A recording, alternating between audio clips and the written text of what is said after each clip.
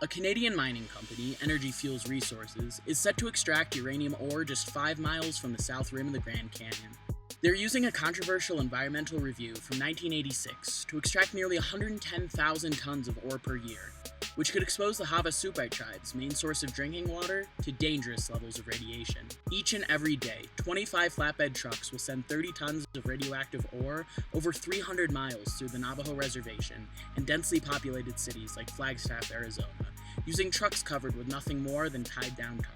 The Havasupai and several environmental groups are legally challenging the U.S. Forest Service's decision to allow Energy Fuels to open this mine. The outcome of this lawsuit could affect the lives of tens of millions of people. The historical impacts of uranium mining are already felt across this iconic landscape. According to the U.S. Geological Survey, 15 of the Grand Canyon watershed's springs and 5 of its wells have radiation levels above the EPA's safe drinking water standards. The Navajo Nation knows the risks all too well. After surveying nearly 500 abandoned uranium mines on the reservation, the EPA found that over 400 mines have radiation levels so high that the agency recommends people stay away from exposure to the soil. But many of the mines are located next to homes, forcing a third of the reservation to get their water from unregulated wells.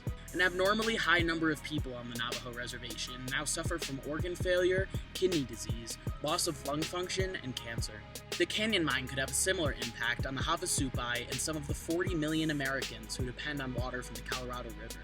With President Trump's recent cuts to the EPA and the Koch brothers' campaign to block a permanent ban on uranium mining near the canyon's rim, the entire Grand Canyon region is now facing an unprecedented threat.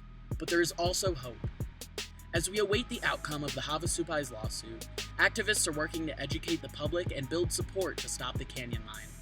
Members of the Navajo Nation are trying to enforce a ban on the transport of uranium ore through the reservation, and the White Mesa Ute are actively leading protests against their uranium mill.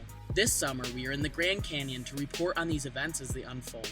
During our time here, we will investigate the risks and impacts of the canyon mine. We will look at the history of the company's processing mill and cover the outcome of the lawsuit. We'll collect expert testimony, conduct interviews with key players, and introduce you to some of the people affected by uranium mining. And we will also bring you exclusive updates on the emerging movement to protect the Grand Canyon, its watershed, and everyone that depends on it. With your financial support, we can hold these powerful players accountable and inform the public about the injustices happening now at the Grand Canyon. Please donate now and make sure that we can shine a light on this massive uranium mining threat before it's too late.